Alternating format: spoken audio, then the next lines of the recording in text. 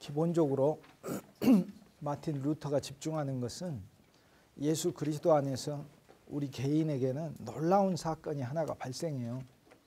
그것은 뭐냐면은 우리의 속사람이, 옛사람이 죽고 우리의 속사람이 살아난 거예요. 그런데 이 속사람이 새로 살아나는 것은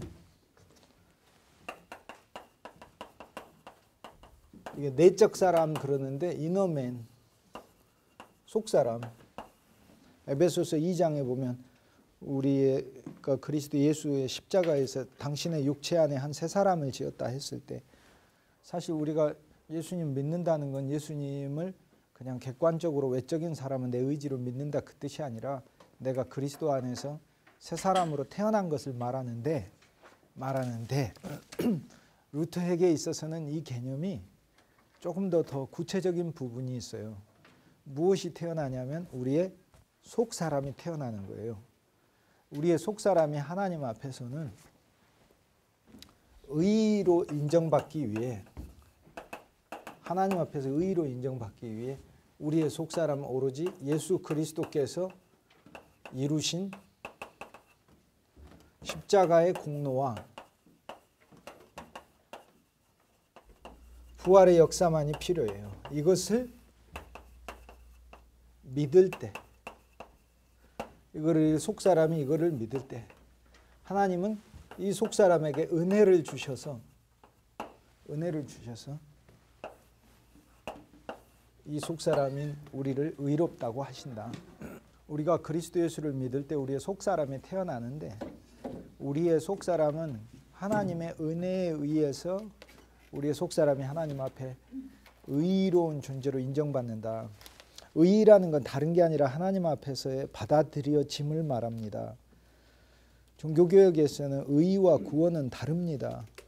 의는 하나님 앞에서의 우리의 받아들여짐, 용납되어짐을 말하는 거고, 멸망받을 존재가 아니라 받아들여진 걸 말하고, 구원이라는 것은 여러 면에서의 구출받는 것을 말해요. 말 그대로 구원이니까 세이브 되는 거니까 여러 면에서 구출받는, 예를 들면 죄에서 구출받고, 병에서 구출받고, 환난에서 구출받고, 사탄의 손에서 구출받고, 또 세상에서 구출받고, 또 이 육신에서도 구출받는 게 구원이에요. 그래서 그 신약 성경에 보면 성경 전체에 구원이라는 부분이 한 400번 정도 이상 나온, 집에 가서 한 구절씩 좀 찾아보셔요. 찾아보시면은 하나 알 수 있는 게 있어요. 구원이라는 게 이미 이루어졌다는 귀절이 4분의 1. 현재 구원을 이루고 있다는 귀절이 4분의 1. 현재 이루고 있다는 귀절이 4분의 1. 그리고 앞으로 구원을 더 이루어야 한다는 귀절이 또 4분의 1. 나머지 4분의 1에 해당하는 것은 이 전체를 다 포함한 과거, 현재, 미래, 그러니까 우리 안에 있는 과거, 현재, 미래 구원을 다 포함한 영원 자체를 말하는 구원의 귀절입니다. 그래서 우리가 예를 들어서 이미 구원받은 부분이 있습니다. 우리는 이미 예를 들어 사탄의 손에서 건짐을 받았어요. 그리스도에는 어느 누구든지 예수를 믿는 사람은 사탄의 손 안에 있지를 않아요. 그리스도 안에 있지. 그런데 아직 그리스도인이 구원받지 못한 부분이 있어요. 세상에서 구원받지 못한 부분이 있어요. 그거를 이제 또 우리가 아직 몸에 구속을 받지 못한 부분이 있어요. 왜냐하면 이 육신은 계속해서 후패해서 나이가 들어가고 나중에 부활의 새 몸을 입게 됨으로써 이 육신의 옛 장막에서 이제 벗어나는 그런 구원. 그리고 하나님께서 이제 특히 이제 뭐 요즘 젊은 신학자들은 잘 안 믿겠지만은 기독교 역사에서 적어도 이제 한 1800년 동안은 하나님께서 이 세상을 반드시 접으신다고 믿었어요. 하나님이 이 세상을 그대로 두시진 않을 거 아니에요. 이렇게 육신적 세상을 언젠간 접으시는데 그 접으시면서 그 새 하늘과 새 땅을 펼치시고 거기 새 예루살렘 안에 우리를 모두 들어가게 하시는 것. 이것이 이제 구원의 최종 완결이에요.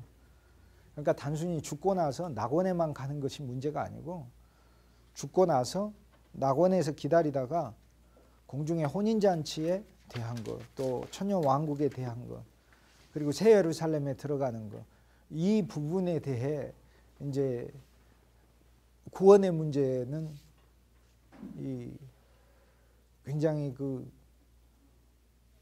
논의가 심화됩니다. 논의가. 그래서 구원은 하나님께서 과거, 현재, 미래로 우리를 현재 이루고 계시는 일을 의미하는 거고, 의라는 것은 하나님 앞에 서는 우리의 기본적 자격을 말해요, 언제나.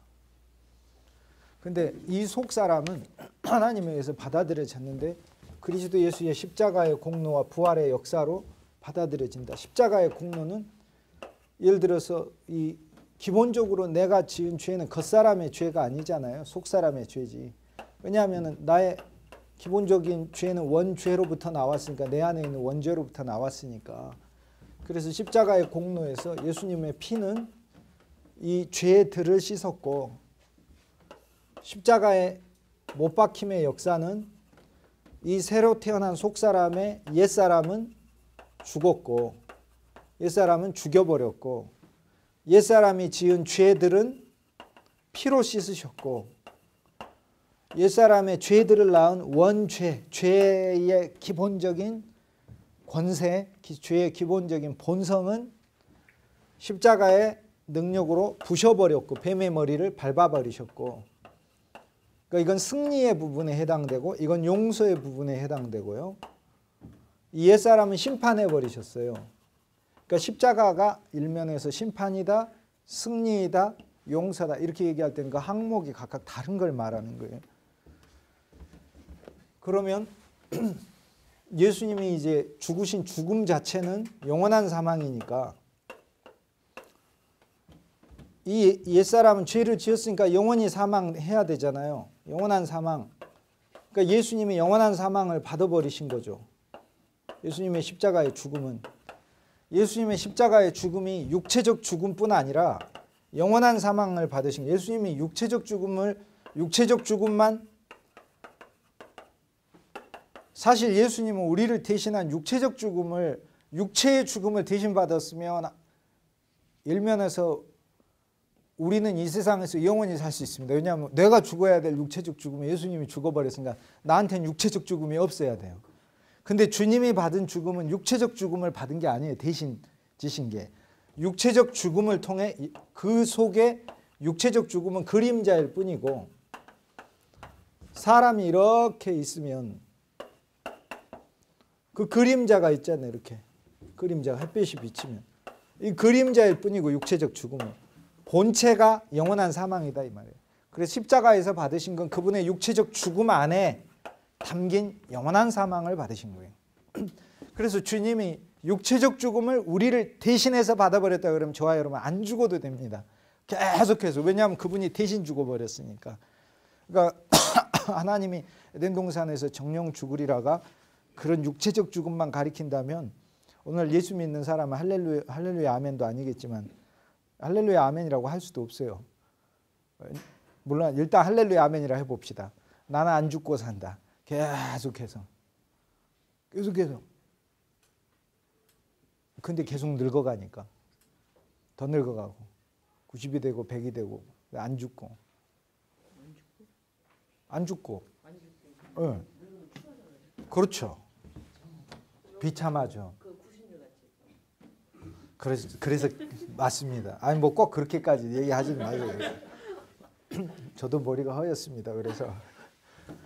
그래서 주님께서 실은 감당하신 거는 그 육체적 죽음의 정령 죽으리라의 형벌이 아니고, 육체적 죽음 안에 담긴 영원한 사망이 형벌이에요. 그럼 영원한 사망은 무엇이냐? 성경이 말하는 영원한 사망, 조직신학을 배우게 되면 영원한 사망의 그 실제는 하나님과의 영원한 분리가 영원한 사망이에요. 그래서 그리스도 예수께서 영원한 사망을 받으시려면 하나님과의 영원한 분리가 일어나야 되는 거예요. 그러니까 하나님이신 분이 하나님과 분리가 일어난다는 건 참 묘한 일이죠, 이거는. 근데 그게 일어나요, 십자가에서. 그건 우리가 이해할 수가 없어요. 그래서 아버지 어찌하여 나를 버리셨나요? 그러니까 아버지가 내 안에, 내가 아버지 안에 있고, 그분이 아버지 자체이시고, 그런데 아버지하고의 분리가 일어나요. 그는 인간이 이해할 수 없는, 근데 그래야만 그분이 영원한 사망을 받으시는 거다 이 말이죠. 그래서 오늘날 우리가 죽을 때는 그냥 기쁘게 죽을 수 있습니다. 왜냐하면 오늘날 우리의 죽음 속에는 그 그림자만 남고 그림자를 채워넣었던 영원한 사망을 주님이 이미 십자가에서 없애버렸기 때문에 그리스도인들은 기쁨으로 죽을 수 있고, 예수 안 믿는 사람들은 육체적 죽음이 바로 영원한 사망을 담고 있는 죽음이에요. 그러니까 실제로 굉장히 슬퍼해야 맞아요.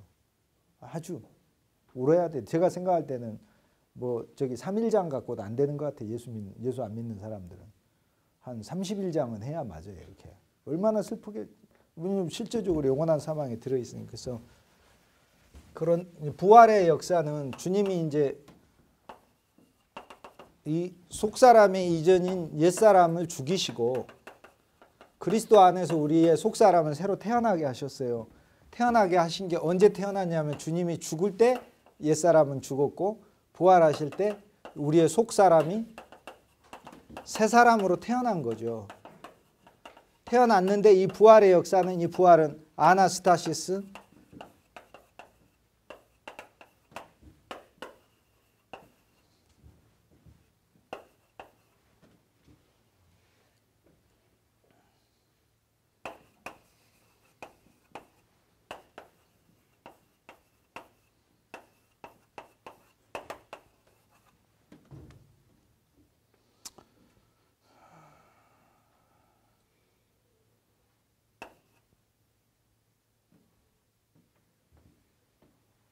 다시 일어서시는 건데, 주님이 다시 일어서실 때 이제 우리가 새로 살아나는 건데, 이 부활이라는 것은 주님이 영원한 현재의 부활로 있어서 참으로 놀랍게 그리스도인은 예수님을 믿는다는 이거 하나 때문에 영원한 새 사람으로 삽니다.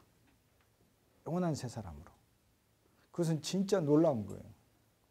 그러니까 예를 들어 작년에 꽃이 피었다가 지고, 예를 들어 올해 꽃이 또 피지만 올해 핀 꽃은 새 꽃이죠. 작년에 피었던 꽃도 새 꽃이었고 올해 핀 꽃도 새 꽃이고, 작년의 꽃은 지나간 꽃이고. 이게 저스틴 그 순교자 유스틴이 부활에 대해서 변증하면서 쓴 말인데, 근데 부활에 대해서만 변증하려고 한 게 아니라 그 속에 의미가 들어있어요. 그러니까 그리스도의 부활이라는 것은 우리 속에서 그분의 부활 능력은 우리 속 사람을 언제나 새로운 사람으로 늘 만들어 놓고 있는 부활의 능력이에요. 그래서 그리스도인이 이것을 알면 자기가 날마다 새 사람이란 사실을 알게 돼요. 이건 진짜 놀라운 거예요. 어저께 내가 잘못을 해도 오늘 새 사람이에요. 진짜로. 어저께 심지어 내가 화내고 막 온갖 난리법석을 떨었어도 그래도 나는 오늘 그리스도 안에서 진짜 새 사람이에요. 그런데 그 새 사람에 대한 그 믿음이 그 사람에게 새 사람의 삶을 실제 낳습니다. 그래서 이제 루터에게 있어서는 이게 중요해요. 믿음이 행함을 낳는다는 거예요. 믿음은 아버지요, 행함은 아들이에요. 그래서 아들은 아버지 없이 낳을 수 없는 거예요. 그러니까 믿음이 참 믿음이 있어야 참 행함이 나온다는 거예요. 자, 그러면 이 속사람이 우리 속에 살고 있는데, 바울이 갈라디아서 2장 20절에 그런즉 이제 루터가 좋아하는 구절 중에 하나예요. 내가 산 것이 아니요 오직 내 안에 그리스도 예수께서 사신 것이라. 근데 그 역사를 이야기하기 위해서 갈라디아서 2장 20절 초반에 내가 그리스도 예수와 함께 십자가에 못 박혔나니, 2000년 전에 진짜로 못 박혔어요. 이제는 내가 산 것 아니요 오직 내 안에 그리스도 예수께서 사신 것이라. 그런데 이제 내가 육체 가운데 사는 것은, 쉽게 해서 이 육체 가운데 사는 것은, 그래서 바울은 자기가 육체로 산다 이렇게 말을 하지 않고 육체 가운데 산다 이렇게 하는데, 이 부분이 종교개혁자들이 주목한 부분이에요. 우리는 육체 가운데, 육체라는 껍데기를 사실 갖고 사는 속사람이다 그 얘기예요. 그래서 이 바깥 부분을 뭐라고 부르냐면 이걸 겉사람이라고 불러요. 겉사람. 그래서 이것은 육체라고 부르는데 다른 면에서 육신과는 조금 다릅니다. 그러니까 이 육신은, 성경에 말하는 육신은 일면에 있어서는 죄를 가리키는 죄성 또는 죄 자체를 가리키는 육을 의미하기도 하지만, 그러나 그리스도의 이제 십자가 부활을 거친 사람에게 있어서 이 겉사람은 단순히 이 외적 몸의 껍데기를 말하는 거예요. 근데 이 껍데기는 오직 믿음으로 살지 않는다 그 말이에요. 루터의 말이. 이 껍데기는 오직 행함으로 산다 그 말이에요. 이 속사람은 하나님 앞에 옳다 하심을 받기 위해 믿음만이 필요하나 이 육체는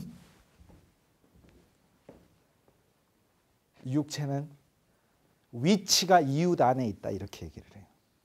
지난번에 여기 스스로가 발표한 거 한번 읽어봐. 크게 여기. 읽어보세요, 김 목사님. 그거 천천히 또박또박 크게. 외적 인간의 선한 행위는 하나님 앞에서 의롭다 함을 받기 위한 것이 아니라 육신을 순종시키기 위한 것이다. 오케이. 외적 인간, 이게 겉사람이고 내적 인간이 속사람이에요. 무슨 말인지 아시겠어요? 이게 번역을 할 때 내적 인간, 외적 인간 하니까 혼란스러운데, 여러분이 잘하는 말로 할 때 이게 속사람과 겉사람, 이거는 옛사람은 다릅니다. 옛사람은 속사람의 내 존재에 여기 십자가가 있어서 십자가 이전의 사람은 옛사람이라 불러요. 그리스도를 모르는 사람. 그리스도의 십자가와 부활을 거친 사람은 속사람이고 그 속사람은 겉사람 안에 담겨 있습니다. 이 겉사람은 하나님 앞에 위치가 있는 게 아니고 이웃 앞에 위치가 있고, 이웃 앞에 위치, 하나님 앞에서 의롭다함을 받기 위한 것이 아니다. 이 겉사람은, 이 육체는 오히려 하나님 앞에 늘 쳐서 복종시켜져야 된다. 늘 쳐서 복종시켜져야.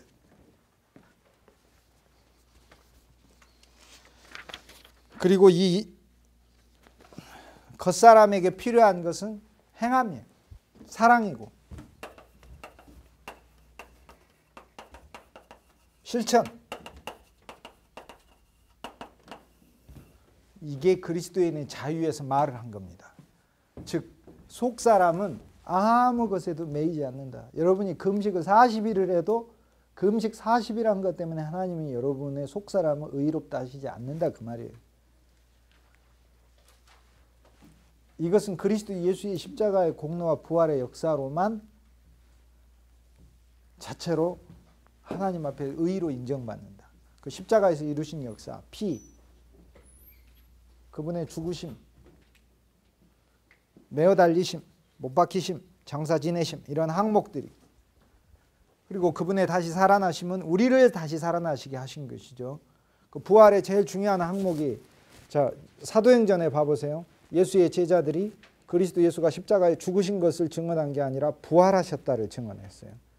왜냐? 예수님이, 그러면은 예수님이 세상에서 사람, 죽은 사람 가운데 다시 살아날 수 있다는 걸 증언하시기 위한 것이고, 그 뜻이 아니에요. 그거는 진짜 쉬운 거예요. 예수님의 능력 중에서 제가 지난주에서 말씀드렸듯이 온 만물을 창조하신 거, 온 우주를 창조하신 거, 보리떡 5개와 물고기 2마리 5,000명을 먹인 거, 이거는 어떻게 보면 죽은 사람 살린 것보다 더 어려운 일이라고 할 수 있어요. 온 우주를 창조한 거 훨씬 더 어려워. 비교도 안 돼. 한 사람 살리는, 그러니까 예수님이 예를 들어서 다시 부활하셨다는 이야기는 그리스도 예수께서 십자가에서 드리신 하나님께 바친 그 구속의 제사가 하나님 아버지께서 100% 만족하셨다는 징표예요, 징표. 그렇기 때문에 예수님이 부활하셨다는 것은 기쁜 소식이 되는 거예요. 왜냐? 그리스도의 십자가의 제사를 아버지께서 받으셨다는 거고, 그리스도의 구속의 제사를 받았다는 것은 나란 존재가 그분 안에서 하나님 아버지께 기쁨의 존재로 받아들여졌다는 것을 말하는 거예요. 이게 사도들의, 그래서 부활을 증언한 것이죠. 그래서 이제 루터에게 있어서는 이제 이런 부분이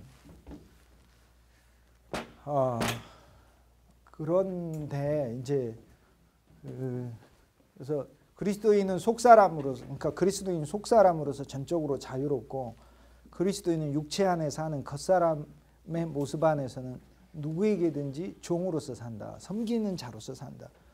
그리스도인의 자유에 관하여라는, 그리스도인의 자유가 아니고 자유에 관하여.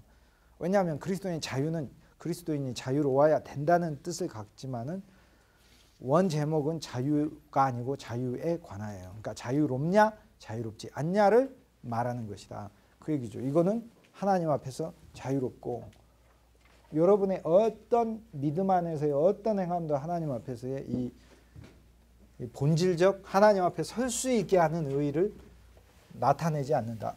그러나 이 겉사람은 육체를 입고 살기 때문에 이웃 안에서 이 사람에게는 자신을 쳐서 복종시키는 이 행함이 참으로 필요하다. 이거를 얘기를 합니다. 그리스도 예수께서 우리를 자유케 하셨죠. 구약에서는 우리가 하나님 앞에서 그분의 의와 거룩과 구속과 지혜를 얻으려면 우리 스스로 계명과 조항을 다 지켜가서 완성시켜서 하나님 앞에 보여줘야 되는 것인데, 그리스도 예수의 십자가에서 주님이 다 이루시고 우리에게 이것을 선물로 주셨다는 거예요. 그러니까 우리의 속사람이 우리의 본질인데, 우리의 속사람은 하나님 앞에 이미 선물로 드려진 존재예요. 하나님 앞에 이미 그분의 사랑을 받는 존재로 이미 받아들여진 존재예요. 이것이 진짜 기쁜 거예요. 진짜 기쁜 거예요. 그런데 이제 이 부분에서 종교개혁 신학에 있어서 그 루터 신학과 이제 이후에 나오는 종교개혁자들 신학에 있어서 루터의 한계라고 해야 될지, 속사람이 잘하는 것에 대해서 루터가 그리스도인의 자유에서 얘기하지 않아요. 우리의 속사람은 처음 우리가 예수 믿을 때 베이비에 불과해요. 루터가 그걸 못 봤어요. 그 속사람은 자라는 겁니다. 자라나는 거예요. 자라나서 그리스도인의 장성한 분량까지 성장하는 거예요. 그리고 또 하나, 이 겉사람은 루터는 자기가 스스로 자기를 쳐서 복종시켜야 된다 이렇게 얘기하는데, 그 면에서 루터는 굉장히 인간의 의지를 믿는 것 같아요. 그런데 곰곰이 보면 저는, 그러니까 그 후대에 있는 많은 하나님의 사람들은 우리의 심지어는 겉사람이라 하더라도 그 겉사람이 힘이 없다는 사실을 되게 증거합니다. 우리의 겉사람조차도 하나님의 계명을 지켜낼 힘이 없다는 사실을 증거를 해요. 그러니까 심지어는 쳐서 복종시키는 일조차도 우리 스스로의 힘으로 하는 것이 아니라는 사실을 후대 사람들은 더 강조하게 됩니다. 그것이 누가 하는 일이냐면 우리 속에 있는 속사람이신 그리스도가 하는 일임을 얘기를 해요. 그 다음에 루터가 또 하나 못 본 거는, 못 봤다기보다도 뭐 당시 시대적 과제가 아니니까, 속사람이 태어났는데 속사람이 누군가에 대해서 명확하게 얘기하지 않았어요. 속사람은 그리스도예요. 놀랍게도 그러므로 그리스도의 십자가는 모든 그리스도인이 다 죽어버린 거고, 그리스도의 십자가를 통과하면서 모두 다 그리스도만 살아남았어요. 그러니까 사실상 교회 안에는 사람이 김집사든 박집사든 최집사든 이장로든 박장로든 다 인간은 껍데기일 뿐이고, 그들 속에 살아난 그 세 사람만이 진짜인데, 그 세 사람이 누구라고요? 그리스도라고요. 그게 갈라디아서 2장 20절이라고요. 그리고 빌립보서 1장 21절이고. 그래서 이 소위 이제 루터 신학은 기독교 영성 신학의 문은 열었지만, 기독교 영성 신학이 1800년대에 있어서 이제 아주 깊어져 버리거든요. 근데 1800년대 사람들이 이제 루터를 보면 그리스도 때문에는 놀라지만은 깊이 못 들어갔다고 봅니다. 그게. 그러니까 루터가 이야기하는 그 믿음에서 1800년대 사람들은 무디, 제가 무디입니다. 자기가 사는 게 아니에요. 나 무디는 내가 사는 게 아니라 그리스도가 사는 거예요. 오늘 아침에 일어날 때 누가 일어난 거예요? 그리스도가 일어난 거예요. 오늘 아침 밥 먹을 때 누가 밥을 먹은 거예요? 그리스도가 밥을 먹어요. 오늘 아침 사람을 만날 때 누가 얘기를 하는 거예요? 그리스도가 얘기를 하는 거예요. 이것이 그러니까 실제 믿음으로서 취해져서 살았다니까요. 그러니까는 이제 그 면에 있어서 이제 굉장한 조금 한계가 있죠. 차이가 있죠. 차이가. 그 다음에 겉사람을 스스로 쳐서 복종시키는 것, 그러니까 뿐 아니라 우리 속에 오신 하나님의 거룩한 영이 기독교 신앙에서 참으로 중요한 것은 내가 그리스도를 내가 믿는 게 아니고 그보다 더 중요한 것은 그분의 거룩한 영이 내 안에 오신 거거든요. 그분의 거룩한 영이 내 안에 와서 나의 속사람을 성장시킬 뿐만 아니라 나의 외적 주님께 굴복하지 않으려고 하는 본성을 가지고 있는 이 겉사람 껍질조차 그분이 부수시는 것이거든요. 이것을 하나님의 성령의 역사다 이렇게 부르는데 그 부분에 있어서 약해요. 그리고 하나님은 우리의 속사람이 하나님 앞에 설 때는 그리스도의 의를 공로로 취하여 서기를 원하시지만 우리가 서는 위치는 하나님 앞에 서 있을 뿐만 아니라 사람 앞에 서 있어요. 우리는 사회 속에서 살고 있고 우리는 교회 안에서 살고 있고 엄밀히 이야기하면 세상 안에서가 아니라 교회 안에서 살고 있어요. 그리스도인은 교회 안에서 살고 있어요. 일주일에 한 번 예배드리러 간다고 생각하지만 실은 일주일 내내 교회 안에 있어요. 참교회는 그리스도의 몸이기도 하고 여러분이 다니는 교회는 그리스도의 몸의 표현이기 때문에 그래요. 그 교회가 일주일에 하루인 경우에는 참으로 불행한 거예요. 참 교회 생활을 모르는 거지. 근데 이 하나님은 우리의 속사람의 의는 그리스도의 의를 취하기를 원하지만 우리의 겉사람의 의는 행함의 의가 있기를 원해요. 루터가 근데 이 겉사람의 행함은 중요하다 이렇게 봤는데 그 행함이 바로 하나님이 또 우리를 온전한 존재로 받아들여 주시는 하나님이 기뻐하시는 근거가 된다는 사실을 못 봤어요. 행함의 의. 그리고 이 행함의 의는 단지 겉사람만을 위한 것이 아니에요. 속사람과 겉사람은 분리되어서 나오는 것이 아니에요. 속사람의 외적 표현이 바로 겉사람이에요. 그래서 하나님은 그리스도 예수의 의가 내가 하나님 앞에 설 수 있는 의가 되고 그리스도 예수의 의가 내 이웃에게 행함의 의로서 표현되기를 원하시는 게 이게 성경 자체의 핵심적 메시지예요. 그런데 이 부분에 있어서 루터는 뒷부분에 있어서는 약했어요. 그런데 성경 전체의 어떤 메시지를 루터 입장에서는 포괄적으로 보기 어려운 부분이 있습니다. 왜냐하면 종교개혁 시기는 중세성경을 그대로 사용을 하는데 중세성경 아직 외경까지 사용하고 있는 시기거든요. 그러니까 루터가 외경을 잘라내 버렸잖아요. 15권을 구약을 39권으로 한정시키고 근데 그렇게 할 수 있었던 이유가 뭐였냐면 성경마다 다 등가성이 다르다고 본 데 있었어요.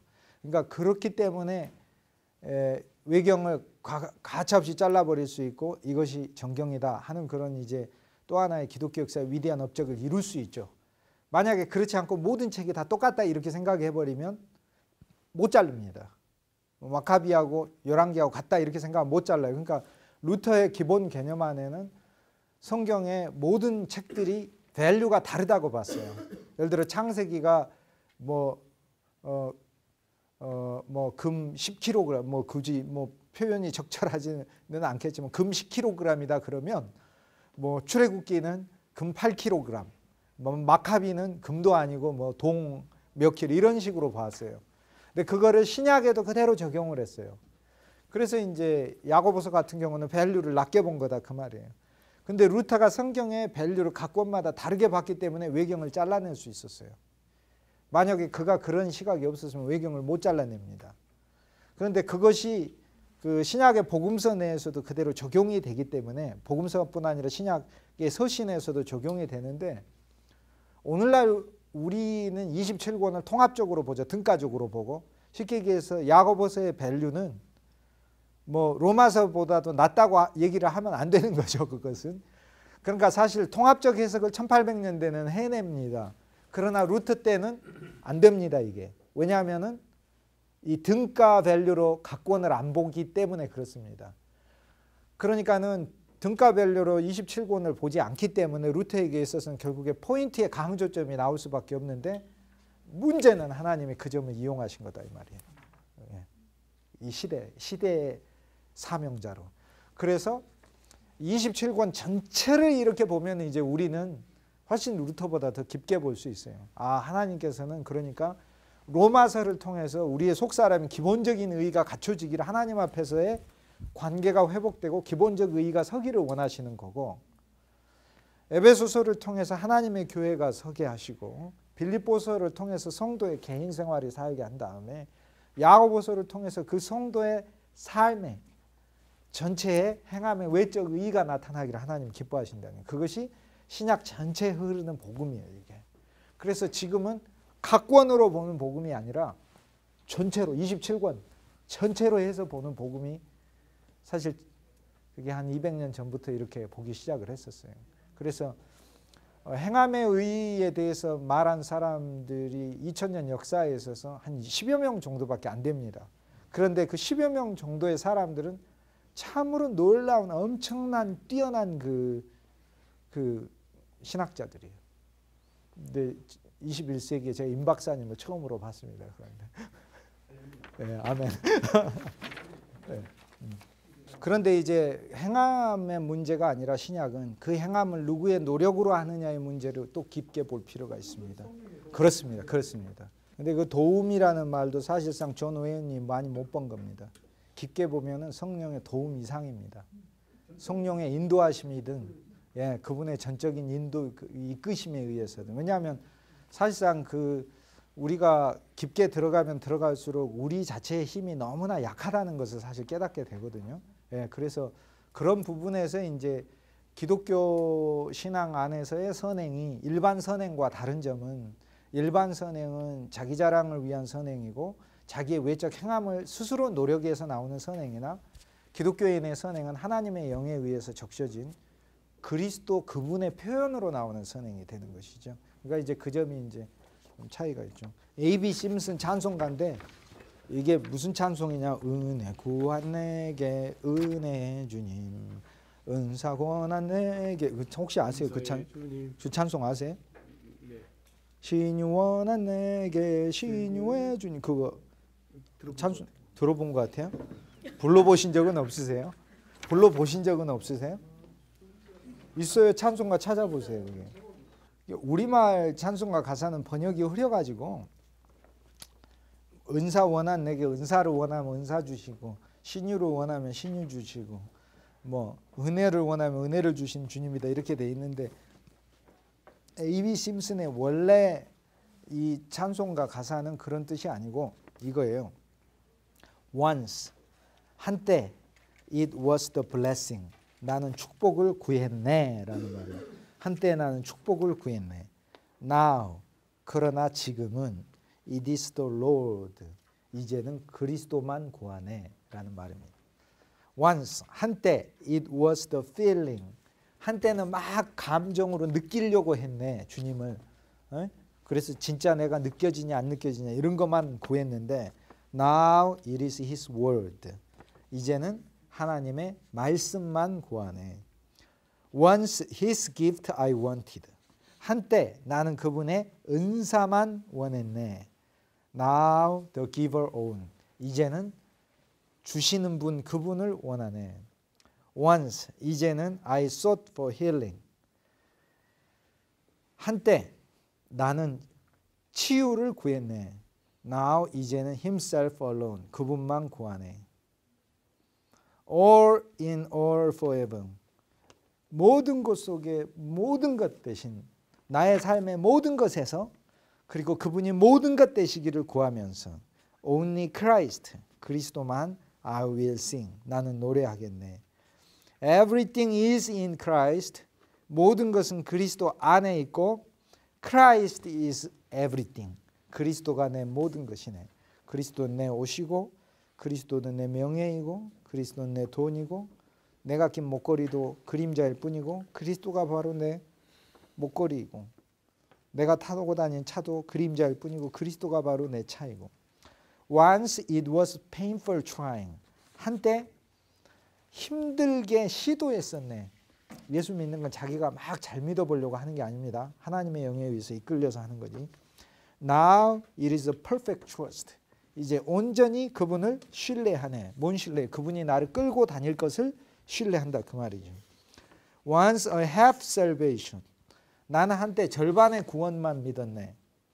Now the uttermost. 이제 나를 온전히 구원하신 것을 믿네. Once it was ceaseless holding. 한때는 끊임없이 붙잡으려고만 했네. 내가 주님을 붙잡으려고 했어요. 굉장히 좋은 거잖아요. 내가 하나님을 막 더 붙잡으려고 했는데 스탑하고 뭐 하냐면 Now he holds me fast. 이제는 그분이 나를 강하게 붙드네. 그것만 누린다 그 말입니다. Once it was constant drifting. 한때 나는 계속적으로 떠다녔네. Now 이제는 my anchors cast. 내 다시 던져졌네. 그러니까 안 움직이죠. 배가 안 움직이죠. 거기서 그리스도께 닷을 놓았네. Once it was busy planning. 한때는 아주 바쁘게 맨날 계획했네. 계획 안 해요 이제. Now it is a trustful prayer. 이제는 믿음 안에서 기도할 뿐이네. Once it was anxious caring. 한때는 막 조바심 나서 돌보았네. Now he has the care. 이제는 그분이 내 근심을 실제 다 가지고 계셔서 난 걱정 안 하네. Once it was what I wanted. 한때는 내가 원하는 것을 갖고자 했네. 그러나 이제는 what Jesus says. 그리스도께서 말씀하시는 것을 내가 갖고자 하네. Once it was constant asking. 한때는 계속적으로 달라고만 했네. Now it is ceaseless praise. 이제는 끊임없는 찬양뿐이네. Once it was my working. 한때는 내가 일했었네. His it hands shall be. 이제는 그분의 일이 나의 일이 될 것이네. Once I tried to use him. 한때 나는 그분을 이용하려 했네. 수단이잖아요. 오늘날 예수님을 다 수단으로 믿는 분들 참 많이 계시잖아요. 40일 동안 와가서 기도하면서 예수님은 다 수단이에요. 목적이 아니고 명예 주기 위해서, 명예 달라고 하기 위해서 예수 믿고, 승진하기 위해서 예수 믿고, 자식들을 위해서 예수 믿고, 자기 자신을 위해서 예수 믿고, 건강하게 해달라고 해서 예수 믿고. 예수님은 다 수단돼 버렸어요. 다 수단돼 버렸어요. 자기 개인의 어떤 세상 안에서의 잘되기 위한 방편으로서 예수를 믿어버리는 거예요. 예수님은 그런 세상에서 우리를 건져내서 하늘의 영역 안에 우리를 위치시키시고 그리스도 예수 안에 있는 측량할 수 없는 풍성을 우리에게 실제로 주기를 원하시는데, 그리고 그분 자체로 무한하게 그 풍성함이 실제로 있는데도 불구하고 우리는 예수님을 이용했죠. 그리고 오늘날도 많이 이용하고 있습니다. 그러니까 40일이 아니라 4만 일을 날마다 빠짐없이 그분을 이용하는 기도만 해보십시오. 아무 소용이 없어요. 사실상 기도에 대해서 여러분이 곰곰이 생각해 보시면 여러분이 기도해서 받은 것보다 기도 안 하고 받은 게 더 많아요. 훨씬 많아요. 몇 배나 많아요. 기도 안 하고 하나님은 더 많이 주셔요. 기도는 뭐 하는 거냐면 그리스도를 구하는 게 기도죠. 그리스도를 달라고. 이렇게 A.B. 심슨처럼 당신의 뜻을 더 알게 해달라. 당신만이 내 유일한 사랑이 되게 해달라. 당신만이 내 모든 것이 되게 해달라. Now he uses me. 이제는 그분이 날 사용하시네. Once the power I wanted. 한때 나는 힘을 원했네. Now the mighty one. 나는 능력을 원하는 게 아니라 능력 있으신 바로 그분을 원하네. Once for self I labored. 한때 내 자신을 위해서 열심히 일했네. Now for him alone. 이제 그분만 일하네. Once I hoped in Jesus. 나는 한때 예수 안에서 소망을 가졌었네. 예수님에 대한 소망이 아니라 예수님 안에 있으면서 다른 소망들이 있었죠. Now, 이제는 I know he is mine. 나는 예수님을 전에 소망했었는데 소망이 아니라 이제는 아예 그분이 진짜 나의 것이 되었네. 바라는 정도로만 있는 게 아니라 그분이 나의 실제가 됐어요. 선물 받았다 이 말이에요. 선물을 소망하고 있는 정도가 아니고. Once my lamps were dying. 내 램프는 죽어가고 있었네. Now they brightly shine.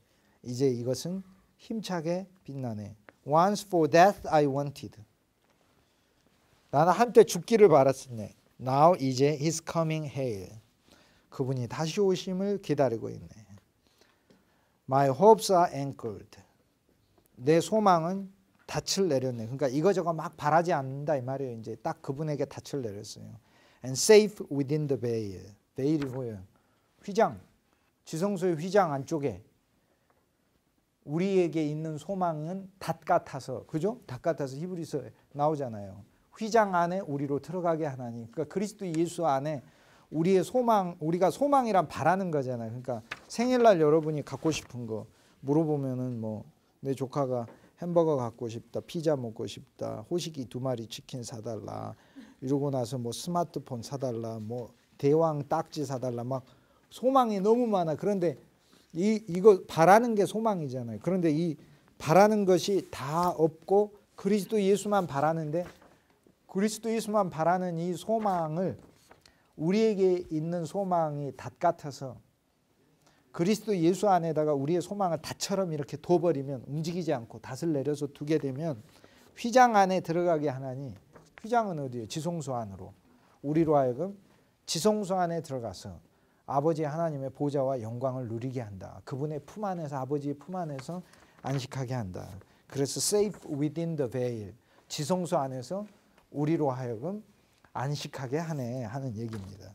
그래서 이 후반부 부분은 보통 성경의 영적 인식이 아니고서는 A.B. 심슨 찬송은 이해하기 어려워요. 그냥 막 부르는 찬송이 아닙니다. 그 사람들이 요한복음 6장에 보면 뭐라고 얘기합니까? 왕 삼으려고 하잖아요. 예수님은. 왕 삼으려고 하니까 예수께서 피하시니라 그래요. 오늘날에요. 예수님은 두세 개의 루터의 두왕국론이라고 두왕국으로 이제 루터는 봐요. 하나님의 이 세상 하나님의 왼손 왕국이고 오른손은 이제 교회이고 영원한 도성이죠. 교회 안에 있는 영원한 도성이 있어요.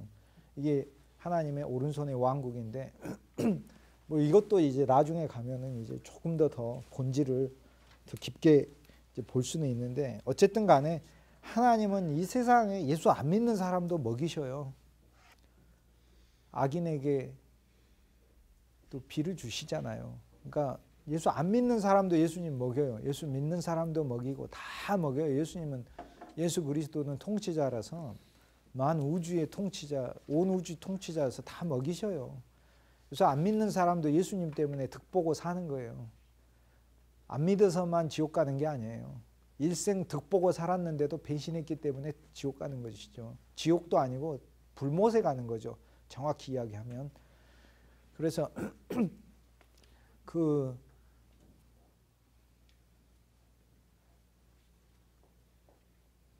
그리스도 예수 그분은 관심은 세상에 별로 없으세요. 화려한 거에도 관심 없으시고 처음에 시험 받으실 때 3가지가 그분이 목회하시는 거에 있어서 딱 안 하시겠다는 세 가지잖아요. 돌덩이 떡덩이 만들면서 사람들한테 바꿔줘 보세요. 얼마나 많은 사람이 따라 다니겠습니까? 그런 거 안 하겠다. 그런데 오늘날 이제 성도들이 예수 믿으면서 돌덩어리를 떡덩어리로 바꾸게 해달라는 기도를 수도 없이 하죠. 예수님 그렇게 해주기를 바라고, 그 다음에 성전에서 뛰어내리는 그런 거 안 하겠다. 하나님의 집 안에서 자기 드러내고 자기가 중심이 되고 어떤 놀라운 기적이나 이적 추구하는 거, 그런 거. 아까 A.B. 심슨 once it was the blessing, 한때는 축복까지 구했네. 그런데 이제는 아니네. no more. 이런 거 안 구하네. 안 구한다는 거. 그리스도만 구하네. 그러니까 왜냐하면은 진짜 그리스도만 구하면 너무 달콤하거든요. 그래서 그 주님이 12명으로도 너무 만족하고 사랑했다는 사실에 대해서 우리가 봐야 되고, 왕 삼으려고 하는데 오늘날 많은 경우에는 그리스도를 왕 삼으려고 하는데 왕 삼는 게 아니고, 예수님께서 너희가 나를 따르는 까닭은 떡을 먹고 배부른 까닭이라고 아예 꾸짖잖아 이렇게. 그러니까 똑같이 예수님이 좋아가지고 막 쫓는다고요. 예수님이 어후 참 좋습니다, 감사합니다 이러지 않습니다. 요한복음이 보여주는 것은 더 깊은 차원의 복음을 보여줘요. 누가복음에서는 사실 한 말 못하고 쓰러진 자를 돌보시는 예수의 모습이 있는데, 요한복음에 보면은 그리스도 예수 그분과 우리의 더 깊은 교제가 나오거든요. 교통이, 코이노니아가, 영적 코이노니아가 나오는데 그 단계에 주님이 우리가 있기를 원하시는데, 그런 상황에 있어서는 도대체 네 동기가 뭐냐, 나를 따르는 동기가 뭐냐를 물어보시는 거예요. 그 떡을 먹고 배부른 까닭이냐, 가차없이 뭐라고. 그래서 오늘날은 다 예수 믿는 동기가, 10,000명이 예수를 믿으면 뭐예요? 다 동기가 떡 먹고 배부르기 위해서 떡을 달라고 기도하면은 그러는 거예요. 그러니까 예수님이 하시는 말씀이 나를 먹으라, 나를 먹으라. 요한복음 6장에요. 예수님이 나 자신을 먹으라, 당신 자신을 먹으라는 이야기를 5번 이상을 하십니다. 자기가 생명의 떡이라는 얘기까지 하면 총 10번이나 말씀하셔요. 내가 떡이다, 내가. 그러니까 사실 온 우주를 다 한 손 안에 쥐고 계시고 Christ is all인데, 그리스도가 모든 것 안에 들어 계시긴 하니까 우리가 버는 돈에도, 세상 돈에도 그리스도가 들어있기는 해요. 그 그리스도가 주시는 거고, 그러니까는 내가 외적으로 벌어들이는 돈도 주님이 주시는 거니까 그거 좋아가지고 막 받기는 하지만, 주님 얘기는 언제까지나 그것만 구할래. 나 자신이 참돈이라는 사실을 보고 나 자신을 구하면 안 되겠네. 이제 그게 요한복음 6장이거든요. 근데 이거는 성경에도 이제 적용이 필요해요. 성경에도 보면은 그리스도를 구해야 돼요. 그러니까 창세기를 봐도 그리스도를 구해야 되고, 출애굽기를 봐도 그리스도를 봐야 돼요. 레위기를 봐도 그리스도를 봐야 되는 거고, 이게 그리스도를 먹는 것이고 그리스도를 구하는 거예요. 그러니까 우리의 시각이나 시선이 그리스도 예수를 이렇게 통일되면 그때가 제일 행복해요. 세상적인 것이 이제 낄 때 그때 제일 괴로운 거고, 우리가 세상적인 게 안 채워져서 사실 괴롭다고 생각하잖아요. 그건 세상 사람들인 거고, 명예가 없어서, 권력이 없어서, 재물이 없어서 괴롭다, 이건 세상적인 거고, 그리스도의 사람은 세상적인 게 안 채워져서 괴로운 게 아니라 세상적인 것에 대한 마음이 아직 남아있기 때문에 괴로워야 이게 정상인 거거든요. 그게 거꾸로가 돼야 정상인 거거든요. 그게 없어야 하는데 왜 내가 아직도 눈에 보이는 것을 추구하느냐 하는 것이 괴로워야 이게 사실 정상이란 거죠. 에스라 8장에 나오는 에스라의 부끄러움 같은 거, 그런 부끄러움이죠. 그러니까 이게 주님은 이제 그 사실 오늘날에 이제 한국 기독교로 보면 다 와서 그럴 거예요. 떡을 먹고 배부른 자들아, 그래 내가 니들이 어려울 때 내가 믿으니까 니들에게 건강도 좋고 니들에게 직장도 좋고 물질적인 행복도 좋고 그랬는데, 이제는 내가 너희들의 진짜 참 양식이 되면 안 되겠니, 이렇게 말씀하시는 거죠. 이제는 내가 너희들의 기도의 주제가 되면 안 되겠니. 사역하는 사람도 마찬가지. 내가 너희들의 설교의 주제가 되면 안 되겠니, 이렇게 얘기해요. 나 자신 자체가 너희들의 설교의 주제가 되면, 심지어는 그리스도를 위해 좋은 일 한다고 하는 것 자체도 좋은 일이 주제가 아니고 그리스도가 주제가 되는 이제 그거 얘기하잖아요. 그게 하니까는 사람들 반응이 딱 나오잖아요. 아, 이 말씀은 어렵도다 하며 많이 물러가되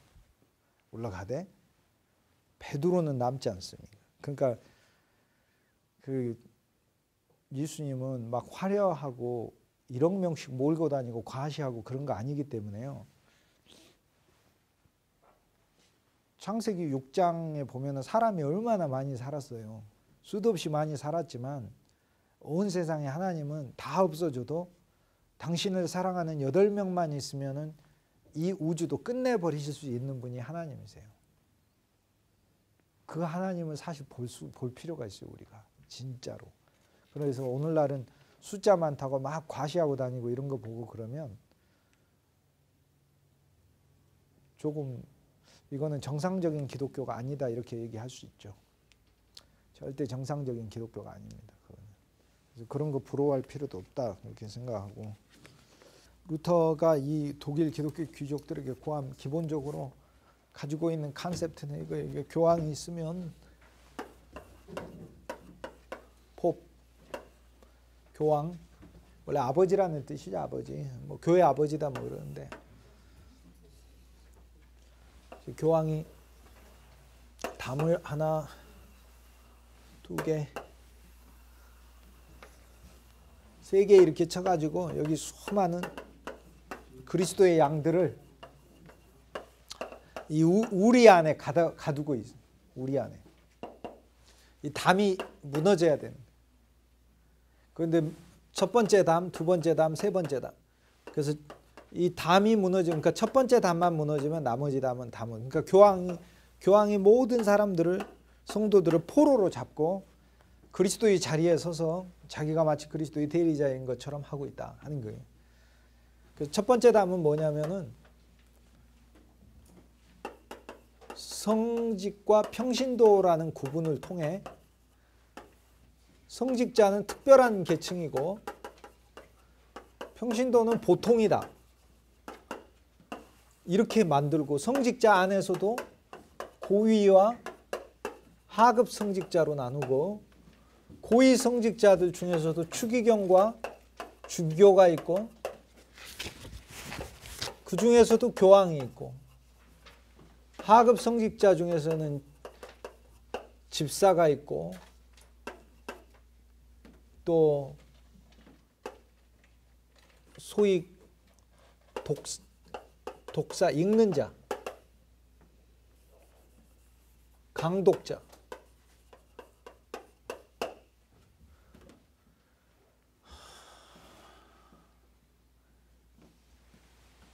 그다음에 교구사제, 이렇게 계층이 되어 있다고 이제 기독교를 1000년이 넘도록 계급화시켜 놨어요.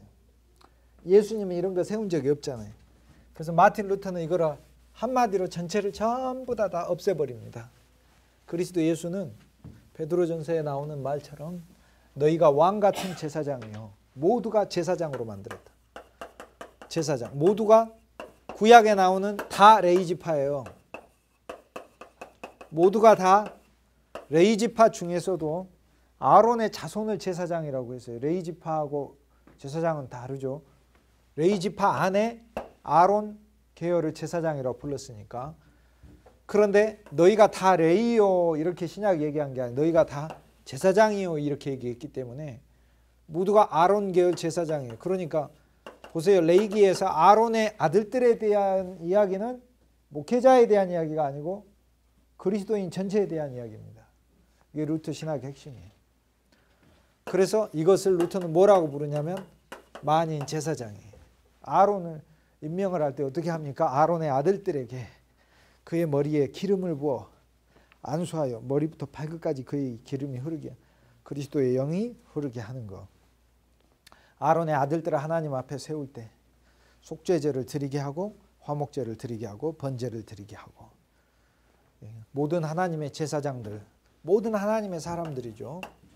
그래서 루터는 중세 1000년 동안 사실상의, 그러니까 성직자, 평신도, 이 언어가 루터가 보면은 이 격렬히 반대할 언어예요. 근데 이거를 오늘날 이제 개신교에서는 쉽게 쓰고 있어요. 성직자다, 평신도다 이렇게 해야 돼요. 그건 종교개혁 언어가 아닙니다. 로만 캐톨릭 언어인 거지. 로만 캐톨릭은 성직자하고 평신도인 거고, 종교개혁은 모두가 사제예요. 모두가 제사장인 거예요. 모두 만자만. 그러니까 모든 사람이. 그러면은 그래서 종교개혁은 그래서 사제라는 말을 쓰지 않고 사역자라는 말을 씁니다.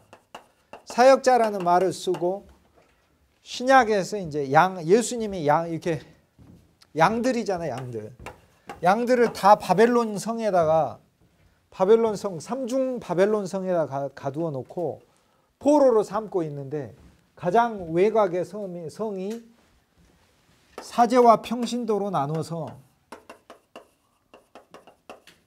교황은 모든 성도들의 가장 머리에 있는 것처럼, 그리고 질적으로 신분이 영적으로도 다른 것처럼 이렇게 속여왔다 이거죠.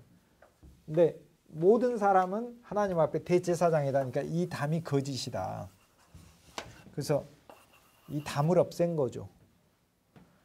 그 다음 두 번째는 교황만이 성경을 해석할 수 있다는데, 이제 첫 번째 담이 무너지니까 교황 아무것도 아닌데 뭐 교황만이 뭔 성경을 했어요. 그러니까 두 번째 담이 무너지고, 교황만이 교회 공회를 열어서 교회의 중요한 결정과 교리를 선포할 수 있다. 이것도 자연히 넘어지고, 그러니까 첫 번째 담이 무너지면 나머지 두 개 담이 그냥 무너진다. 이 루터가 한 얘기가 바로 그 얘기입니다. 그래서 종교개혁에서는 모두가 양들이고 큰 목자장이신 우리 주 예수 그리스도가 있고, 그 다음에 나머지 사역자들은 목자다 이렇게 부릅니다. 목자.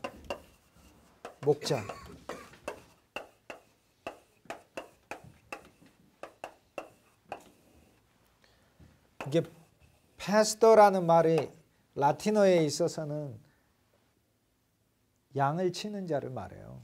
목양하는 자. 그래서 이거를 우리가 사자를 붙여버렸는데, 우리말에 목사는 좋은 표현이 아닙니다. 저도 안수 받았죠. 목자가 맞는 거예요.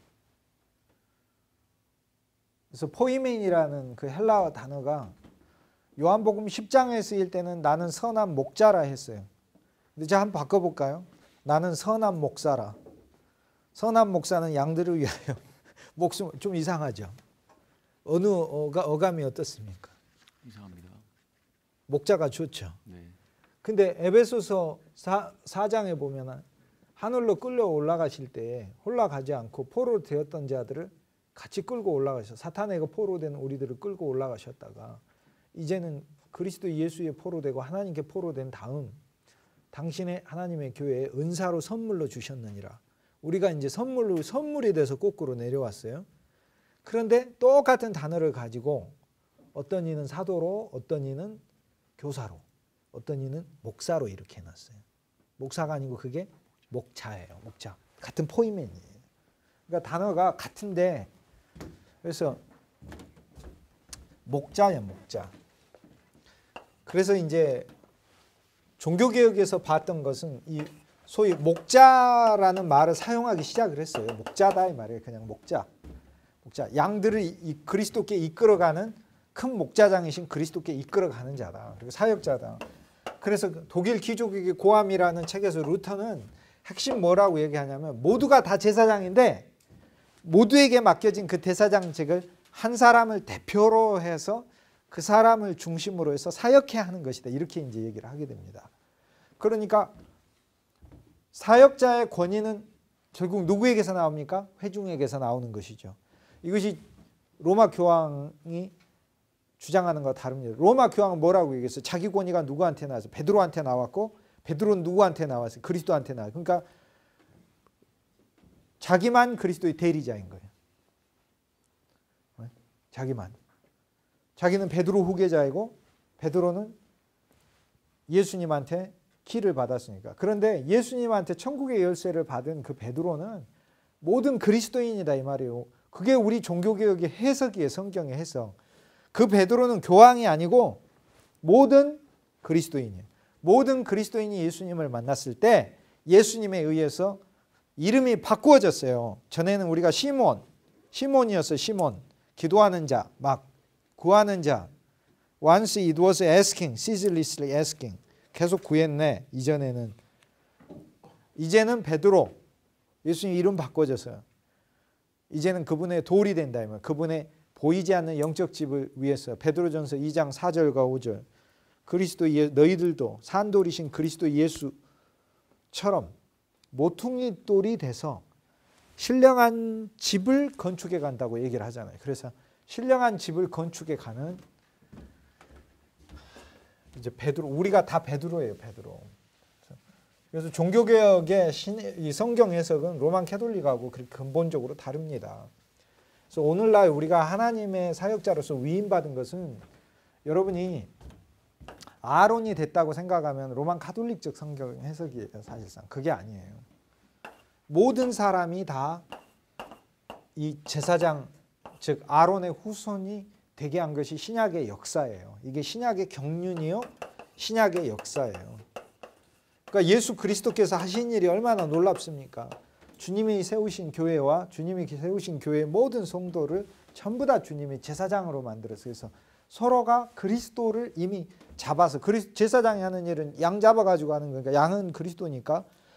그런데 그리스도 제사장이 그러면은 지금 그리스도인 예를 들어 1억 명이다 그러면 양 한 마리씩 잡으려면 양이 1억 마리가 필요한데 그리스도 예수는 영원한 제사를 십자가에서 드리셔서 영원한 제사를 언제나 영원한 현재로 우리에게 주고 있기 때문에 1억 마리 이상의 양이 그리스도 예수 안에 자체로 있어요.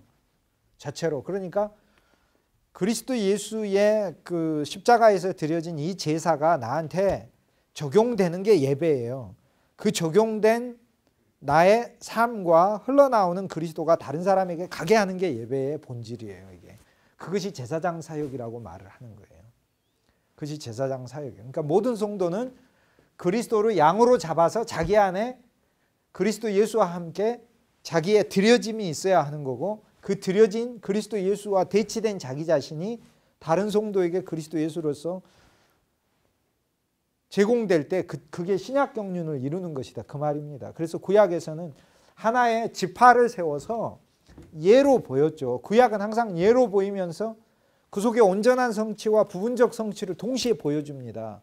왜냐하면 온전한 성취는 약속 미래에 성취될 하나님의 언약으로서 옛날 언약으로서 계시하고 있고 이미 이루어질 성취까지도 쉽게 얘기해서 주님이 이루실 것이라는 성취까지도 숨겨놨어요. 그럼에도 불구하고 부분적으로만 해놔요. 왜냐하면 예수님이 오셔서 다 하실 수 있도록. 또 이것이 이제 구약의 일종의 신비입니다. 그래서 구약에 있어서는 구약의 경륜에 있어서는 하나의 지파가 제사장이 되지만 신약의 경륜에 있어서는 만인이 제사장이 돼서 만인이 그리스도 예수로 가득 차서 그리스도 예수를 만인이 어린 양으로 서로가 서로에게 공급하는 것이다 이 말이에요. 그게 이제 신약 경륜이죠. 그러면은 이 일들을 그러면 만인이 예수님 안에서 태어나면 다 베이비인데 그럼 뭐 혼자서 어떻게 서로 제사장으로 자라나요? 못 자라나니까 하나님이 목양하는 자를 세운 거다 그 말입니다.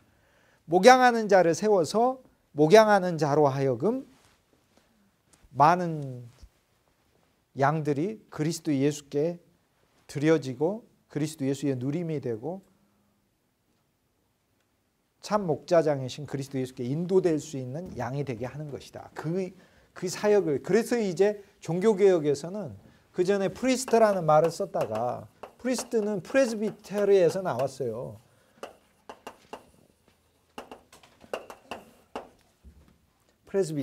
프레스비테로스. 헬라어에 이제 장로라는 말, 교회의 이제 칠이자죠, 칠이자. 그래서 칠이자에서 이제 소위 프리스트란 단어로 중세 때는 사용을 했는데 종교개혁에 있어서는 이 단어를 사용하기보다는 파스토르란 단어를 사용한 겁니다. 이건 목양하는 자다. 이것을 이제 목양할 목자를 써서 오늘날은 우리나라에 들어올 때는 이거를 목사라고 이렇게 이제 부르게 된 겁니다. 목사라고 부르게 된 거죠. 근데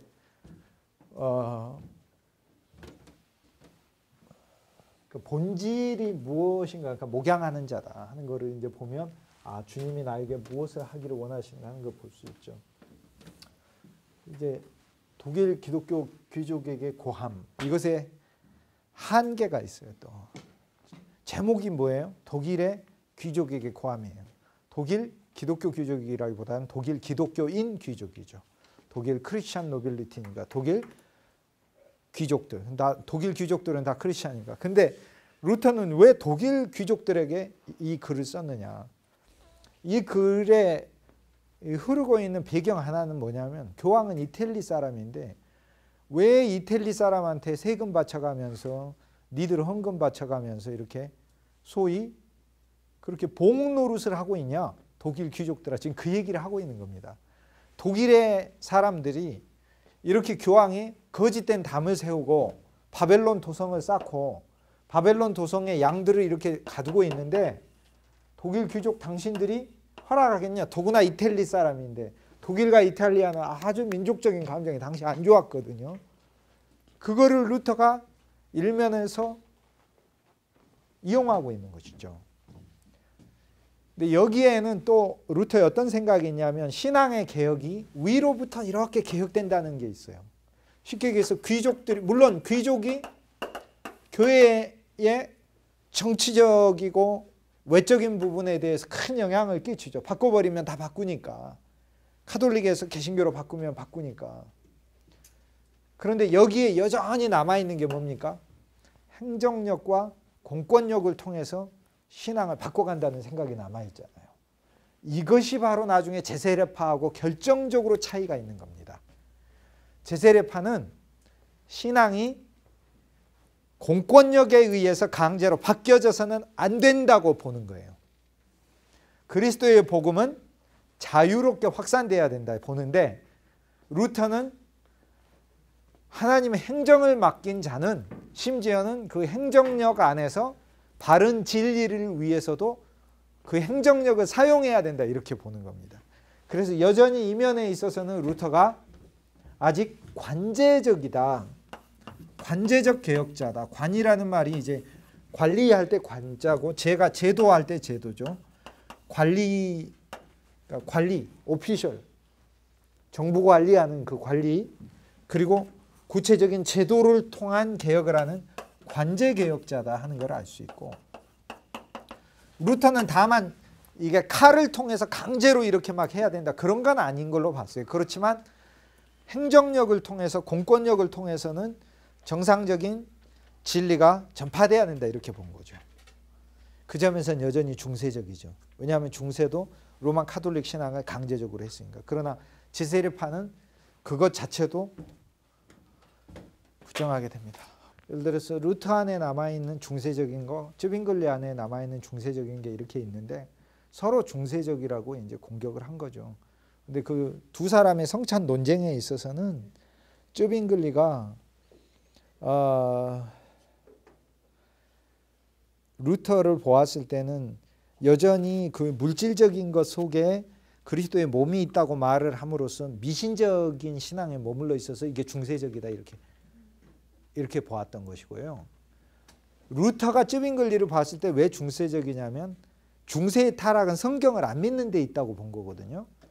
그러니까는 네가 이해가 되든 안 되든 예수님이 이 떡이 내 몸이라고 했으면 네가 믿어야 되는데 벌써 말씀을 네가 안 믿는 거 아니냐. 그러니까 말씀에서 벗어난 것 자체가 중세로 보는 거죠. 그러니까 네가 그래서 중세적이다 이렇게 보는 거예요. 근데 그 성찬에 대한 핵심은 두 사람 다 아주 최고로 깊게 봤다고는 어렵습니다. 나중에 성찬 문제는 제가 따로 쯔빙글리 끝나고 나서 제가 말씀을 드리도록 할게요. 성찬의 문제는 훨씬 실제적이에요. 한 가지 답을 드리면은 침례라는 말에 답이 있어요. 성경에는 침례라는 말이 없다니까요. 제가 지난번 말씀드렸잖아요.